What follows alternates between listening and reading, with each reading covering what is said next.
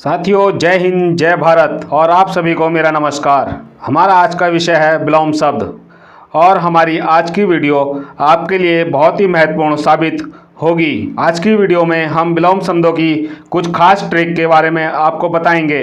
साथियों, इससे पहले ही वीडियो में भी मैंने आपको विलोम शब्द के महत्वपूर्ण नियम की जानकारी दी और विभिन्न उपसर्ग लाकर बनने वाले विलोम शब्दों के विषय में भी अपनी पहली वीडियो में बताया है। जिन बिंदुओं को आपके लिए मैंने इस वीडियो के स्क्रीनशॉट में भी दिया है, जिन्हें आप पढ़कर देख सकते हैं। अगर आप हमारी उस वीडियो को पूरा देखना चाहते हैं तो ऊपर आ रहे आइकन बटन को क्लिक करके भी देख सकते हैं। साथियों, इससे पहली वीडियो में मैंने आपको कुछ उपसर्ग जैसे ए, अप, अन, निस, निर आदि के बारे में बताया है।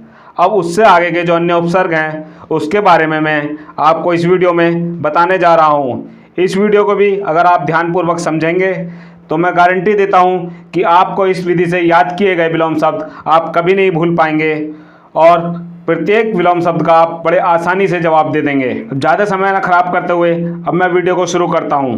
हमारा उपसर्ग है कु।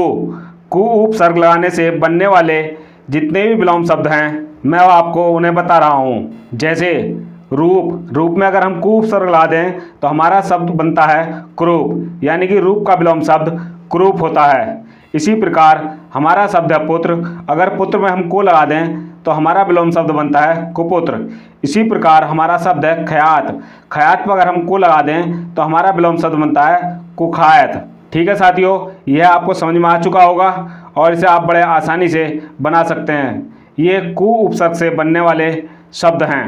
अगला है साथियों पर उपसर्ग लगाकर बनने वाले विलोम शब्द। जैसे हमारा शब्द है देशी।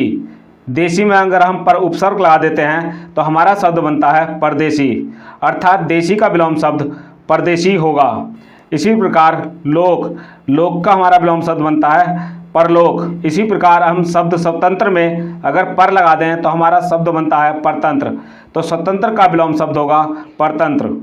इसी प्रकार हम अपना शब्द में पर लगा दें तो हमारा विलोम शब्द बनता है पराया।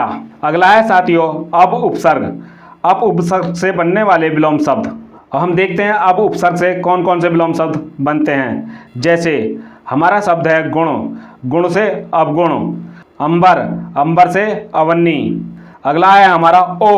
उपसर्ग लगाकर बनने वाले विलोम शब्द। जैसे गुण। गुण में हम अगर ओ उपसर्ग लगा देते हैं तो हमारा शब्द बनता ओ गुण। हमारा अगला है कै उपसर्ग लगाकर बनने वाले विलोम शब्द। जैसे पूत शब्द में हम कै जोड़ देते हैं तो हमारा विलोम शब्द बनता है कपूत। इसी प्रकार हम सदाचार में कै जोड़ देते हैं तो हमारा विलोम शब्द बनता है कदाचार। साथियों, उपसर्ग से बनने वाले सभी विलोम शब्द हमने आपको बता दिए हैं। आधे से ज़्यादा हमने अपनी पहली वीडियो में बता दिए थे, जो शेष रह गए हैं वो अब मैंने आपको बता दिए हैं। अब आगे हम बात करते हैं उपसर्ग बदलने से बनने वाले विलोम शब्दों के विषय में। साथियों, इसमें उपसर्ग किस प्रकार से बदलते हैं यह मैं आपको पहले थोड़ा सा समझा देता हूँ, या ये समझ लिए हम ट्रिक से ही शुरू करते हैं। ट्रिक नंबर 1 है ए के स्थान पर लगने वाले उपसर्ग से, सो, अन, प्र। इनसे बनने वाले जो विलोम शब्द हैं अब मैं उनको आपको दिखाई देता हूँ कि किस प्रकार से ये शब्द बनेंगे। जैसे अनाथ। अनाथ में हम उपसर्ग लगाते हैं से तो हमारा शब्द बन जाता है सनाथ। इसी प्रकार अक्षम में हम से उपसर्ग लगाते हैं तो अक्षम का हमारा विलोम शब्द बन जाता है सक्षम। इसी प्रकार अघोष शब्द में हम से उपसर्ग लगाते हैं तो हमारा शब्द बनता है सघोष, अर्थात अघोष का विलोम शब्द सघोष बनता है। ठीक है साथियों, यह से का उपसर्ग वाला नियम भी आपको समझ में आ गया होगा। अगला हमारा है सु उपसर्ग। जैसे हमारा शब्द है अराग। इसमें हम सु उपसर्ग जोड़ देते हैं तो हमारा विलोम शब्द बनता है सुराग। हमारा अगला शब्द है अकाल। हम इसमें सु उपसर्ग जोड़ देते हैं तो हमारा विलोम शब्द बनता है सुकाल। इसी प्रकार हमारा शब्द है अरुचि। अरुचि में हम सु उपसर्ग जोड़ देते हैं तो हमारा शब्द बनता है सुरुचि। अगला उपसर्ग है अन। हम शब्द लेते हैं अर्थ। अर्थ में अगर हम अन जोड़ देते हैं तो हमारा शब्द बनता है अनर्थ। साथियों, कभी कभी ए उ में भी परिवर्तित हो जाता है। जैसे अनूप में। अनूप में हमारा जब विलोम शब्द बनाते हैं तो ए उ में परिवर्तित हो गया है, तो हमारा शब्द बनता है उपमेय। इस प्रकार हमारा अनुपमेय का विलोम शब्द बनता है उपमेय। साथियों, कभी कभी ए शब्द आगे से बिल्कुल हट जाता है, तब हमारा विलोम शब्द बिल्कुल ही चेंज हो जाता है। इसके भी हम कुछ उदाहरण आपको दिए देते हैं। जैसे शब्द है अचर, इसका हमने ए शब्द आगे से हटा दिया है, तो हमारा विलोम शब्द बनता है चर। इसी प्रकार हमारा अगला शब्द है अनभिग। अनभिग का हमने अन आगे से हटा दिया है, तो हमारा विलोम शब्द रहता है भिग। इसी प्रकार है अगला शब्द अलभ्य। अलभ्य का अगर हम ए हटा दें तो हमारा विलोम शब्द रह जाता है लभ्य। साथियों, अब आप समझ चुके होंगे कि अचर का विलोम शब्द चर और अलभ्य का विलोम शब्द लभ्य और अनभिग का विलोम शब्द भिग होगा। साथियों, यहाँ पर आप देख ही रहे हैं कि ए शब्द इन सभी के आगे से बिल्कुल हट गया है। ट्रिक नंबर 2, आ के स्थान पर दुर, निर, अना, अब और प्र उपसर्ग लगकर जो विलोम शब्द बनते हैं, अब हम उनके विषय में बताने जा रहे हैं। जैसे हमारा शब्द है आग्रह। आग्रह का हम जो बना रहे हैं, हमने इसमें जो है उपसर्ग लिया है दुर। आग्रह के आगे हम दुर शब्द लगा देते हैं, तो हमारा विलोम शब्द बनता है दुराग्रह। इसी प्रकार हम आशा शब्द लेते हैं और आशा के आगे दुर शब्द लगा देते हैं, तो हमारा विलोम शब्द बनता है दुराशा। इसी प्रकार हम शब्द लेते हैं आशीष। आशीष के आगे अगर हम दुर शब्द लगा देते हैं, तो हमारा विलोम शब्द बनता है साथियों दुराशीष। ठीक है साथियों, यह भी आप भली भांति समझ चुके होंगे। अब हम अगला उपसर्ग ले रहे हैं निर का। आ के स्थान पर अब हम निर लगाकर देखते हैं हमारा विलोम शब्द किस तरह से परिवर्तित होता है। हम शब्द लेते हैं आश्रित, इसमें हम निर लगा देते हैं, तो हमारा विलोम शब्द बनता है निराश्रित। हम शब्द लेते हैं आशा। आशा में निर शब्द लगा देते हैं, तो हमारा विलोम शब्द बनता है निराशा। इसी प्रकार हम आदर शब्द लेते हैं, अगर आदर में हम निर जोड़ देते हैं, तो हमारा विलोम शब्द बनता है निरादर। हम अगला उपसर्ग लेते हैं अना, और हम देखते हैं कि अना उपसर्ग लगाकर हमारा शब्द क्या बनता है। इस प्रकार साथियों हम शब्द लेते हैं आवर्त। आवर्त में हम उसके आगे अना शब्द लगा देते हैं, तो हमारा विलोम शब्द बनता है अनाव्रत। इसी प्रकार हम शब्द लेते हैं आत्मा, और आत्मा के आगे हम अना शब्द लगा देते हैं, तो हमारा शब्द बनता है अनात्मा।